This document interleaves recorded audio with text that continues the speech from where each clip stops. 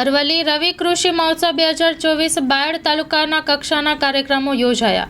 બીજા દિવસે પણ રવિ કૃષિ મહોત્સવમાં મોટી સંખ્યામાં ખેડૂતો હાજર રહ્યા હતા।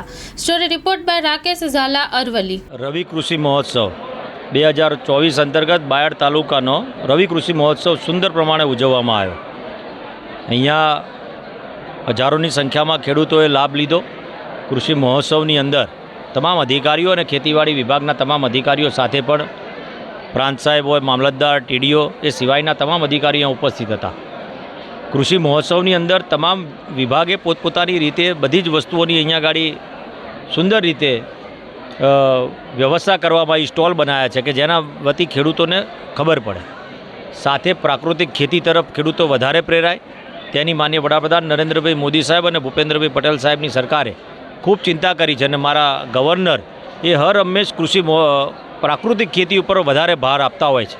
એટલે ખેડૂતોને પણ આજરોજ વિનંતી સાથે કીધું કે ભાઈ પ્રાકૃતિક ખેતી તરફ આગળ પ્રેરાય। જે રીતે રોગો વધી રહ્યા છે, જે રીતે નાના નાના